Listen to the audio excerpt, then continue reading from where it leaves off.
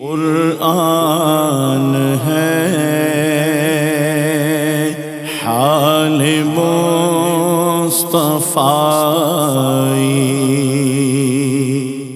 الحمدللہ رب العالمین والصلاة والسلام علی سید الانبیاء والمرسلین، اما بعد فاعوذ باللہ من الشیطان الرجیم، بسم اللہ الرحمن الرحیم۔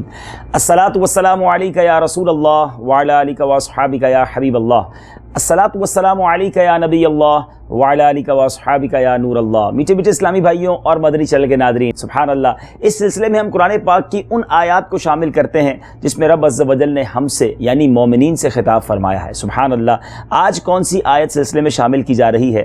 آج کی آیت بہت امپورٹنٹ ہے، بہت اہم کام جو آج کل مسلمانوں میں رائج ہیں، جو نہیں ہونے چاہیے، بڑے گناہ ہیں، اس کا تذکرہ اس آیت کریمہ میں ہے۔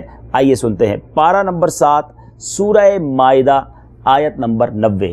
آئیے پہلے آیت قرآنی کی تلاوت سنتے ہیں۔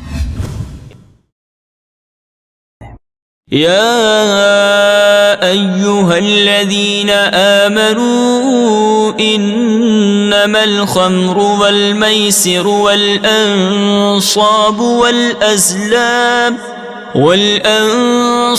والأزلام رجس من عمل الشیطان فاجتنبوه لعلکم تفلحون۔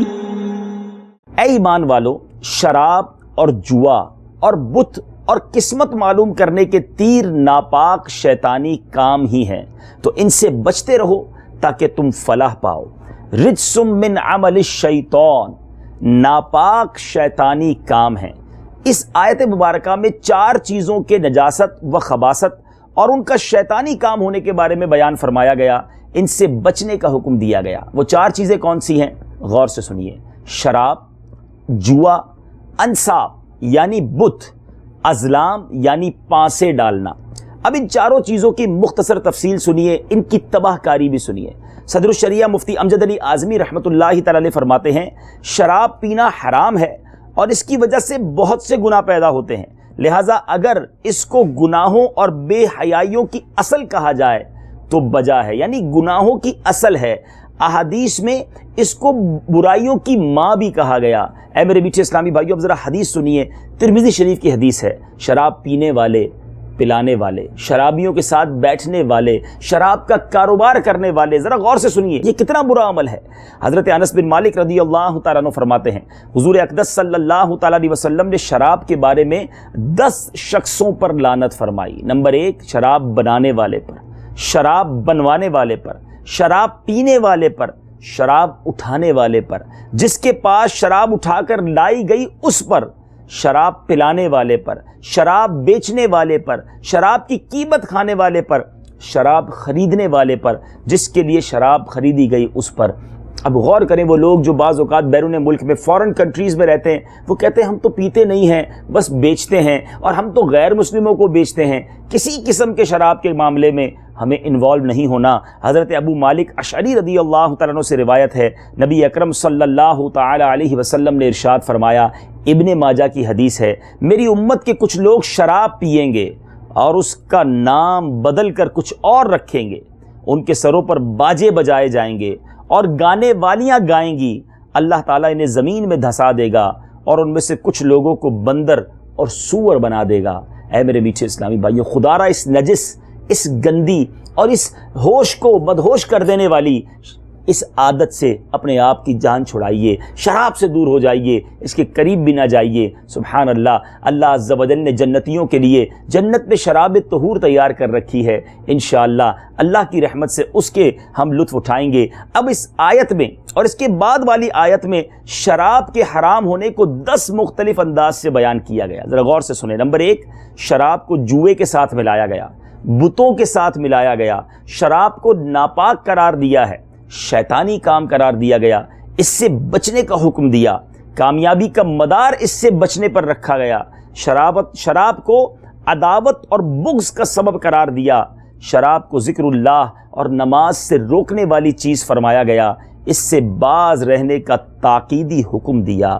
اے میرے میٹھے اسلامی بھائیوں، شراب نوشی کے اس قدر نقصانات ہیں، ایک تو آخرت کے اور دنیاوی اقتصادی اور مالی طور پر اس کے کتنے نقصانات ہیں، آئیے چند نقصانات دیکھیے۔ شراب نوشی کی وجہ سے کروڑوں افراد مختلف مہلک اور خطرناک امراض کا شکار ہو رہے ہیں، لاکھوں افراد شراب نوشی کی وجہ سے ہلاک ہو رہے ہیں، زیادہ تر سڑک پر حادثات شراب پی کر ڈرائیونگ کرنے والے گاڑی چلانے والوں کی وجہ سے ہوتے ہیں، ہزاروں افراد شرابیوں کے ہاتھوں بے قصور قتل و غارت گری کا نشانہ بن جاتے ہیں، لاکھوں عورتیں شرابی شوہروں کے ظلم و ستم کا نشانہ بنتی ہیں، والدین کی شراب نوشی کی وجہ سے زندگی کی توانائیوں سے عاری اور مختلف امراض میں مبتلا بچے پیدا ہو رہے ہیں، لاکھوں بچے شرابی والدین کی وجہ سے یتیمی اور اسیری کی زندگی گزارنے پر مجبور ہیں، شرابی شخص کے گھر والے اور اہل و عیال اس کی ہمدردی اور پیار و محبت سے محروم ہو رہے ہیں۔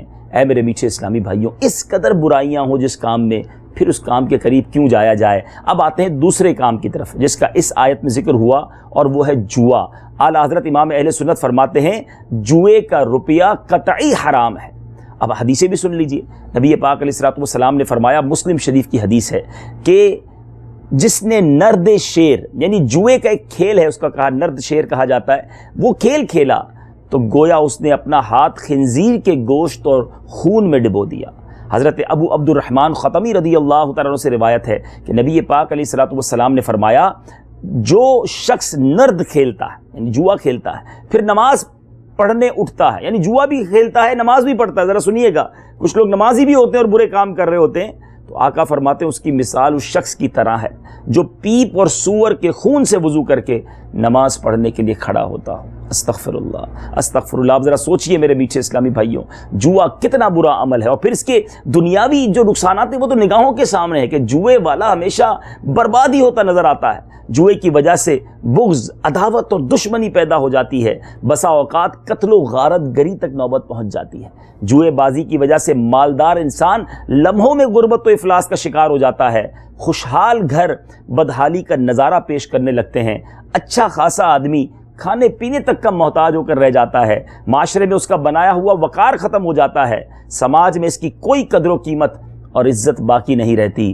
جوئے باز نفع کے لالچ میں بکثرت قرض لینے اور کبھی کبھی سودی قرض لینے پر بھی مجبور ہو جاتا ہے، اور جب وہ قرض ادا نہیں کر پاتا، اسے قرض نہیں ملتا، تو وہ ڈاکہ زنی اور چوری وغیرہ میں مبتلا ہو جاتا ہے، حتیٰ کہ جوئے باز چاروں جانب سے مصیبتوں میں ایسا گھر جاتا ہے کہ بالآخر وہ خودکشی کرنے پر مجبور ہو جاتا ہے۔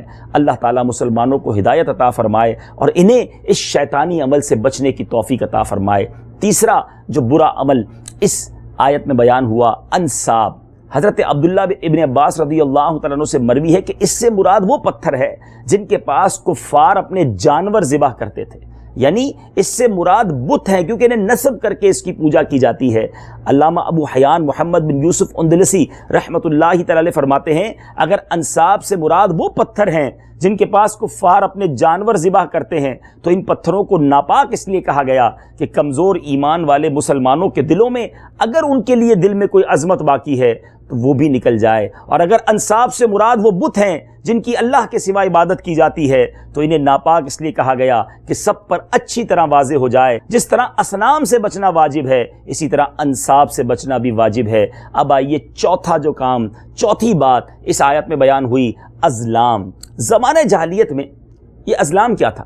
زمانہ جاہلیت میں کفار نے 3 تیر بنائے ہوئے تھے، ان میں سے ایک پر لکھا تھا ہاں، دوسرے پر لکھا تھا نہیں، اور تیسرا خالی تھا۔ وہ لوگ ان تیروں کی بہت تعظیم کرتے تھے، اور یہ تیر کاہنوں کے پاس ہوتے اور کعبہ معظمہ میں کفار قریش کے پاس ہوتے تھے۔ جب انہیں کوئی سفر کرنا ہوتا، اہم کام درپیش ہوتا، وہ ان 3 تیروں کے پاس پانسے پھینکتے، جو ان پر لکھا ہوتا اس کے مطابق عمل کر لیتے۔ پرندوں اور وحشی جانوروں سے برا شگون لینا اور کتابوں سے فال نکالنا وغیرہ بھی اسی میں داخل ہے۔ میرے میٹھے اسلامی بھائیوں، یہ جو کاہن کے پاس جا کر، نجومیوں کے پاس جا کر مستقبل کا حال معلوم کرتے، یہ کتنا غلط کام ہے کہ پیارے آقا علیہ الصلوۃ والسلام نے ارشاد فرمایا، جو کسی نجومی یا کاہن کے پاس گیا اور اس کے قول کی تصدیق کی تو گویا اس نے اس کا انکار کر دیا جو محمد صلی اللہ تعالیٰ علیہ وسلم پر نازل کیا گیا۔ اللہ اکبر، دین کا انکار کرنے والا کہا گیا جو کاہن اور نجومیوں کے پاس جاتے۔ سنیے ایک اور حدیث میں نبی پاک علیہ الصلوۃ والسلام نے فرمایا، جو کاہن کے پاس آیا اور اس سے کسی چیز کے بارے میں پوچھا تو 40 راتوں تک اس کی توبہ روک دی جاتی ہے، اور اگر اس نے اس کی تصدیق کی تو کفر کیا۔ اللہ اکبر، 40 دنوں کے لیے توبہ ہی روک دی جائے، ایسا عمل ہے۔ تو بہرحال یہ 4 شیطانی کام، 4 اللہ کو ناراض کرنے والے کام جن کو ناپاک کہا گیا، خدا را ان کے قریب نہ جائیے۔ اب یہ جو آیت تھی فَاجْتَنِبُوهُ لَعَلَّكُمْ تُفْلِحُونَ، اس سے معلوم ہونے والے مسائل: نمبر 1، صرف نیک اعمال کرنے سے کامیابی حاصل نہیں ہوتی، بلکہ برے اعمال سے بچنا بھی ضروری ہے۔ یہ دونوں تقویٰ کے 2 پر ہیں، اور پرندہ ایک پر سے نہیں اڑتا، سبحان اللہ۔ نمبر 2، نیکیاں کرنا اور برائیوں سے بچنا دنیا اور دکھلاوے کے لیے نہ ہونا چاہیے، بلکہ کامیابی حاصل کرنے کے لیے ہونا چاہیے۔ اللہ تعالیٰ مجھے اور آپ کو ان آیات پر عمل کرنے کی توفیق عطا فرمائے، گناہوں سے بچ کر زندگی گزارنا نصیب فرمائے، سبحان اللہ۔ جیسے جیسے یہ سلسلہ آگے بڑھتا جا رہا ہے، اے ایمان والو کہہ کر ہمارے رب عز و جل نے ہم سے کتنے پیارے ارشادات فرمائے ہیں۔ اے کاش ہم قرآن پاک پڑھنے والے، سننے والے، سمجھنے والے اور اس پر عمل کرنے والے بن جائیں۔ مدنی چینل دیکھتے رہیے، اگلے سلسلے میں ایک اور آیت قرآنی، اس کا ترجمہ اور تفسیر لے کر حاضر ہوں گے۔ صلو علی الحبیب صلی اللہ تعالی علی محمد صلی اللہ علیہ وسلم۔ قرآن ہے حال مصطفی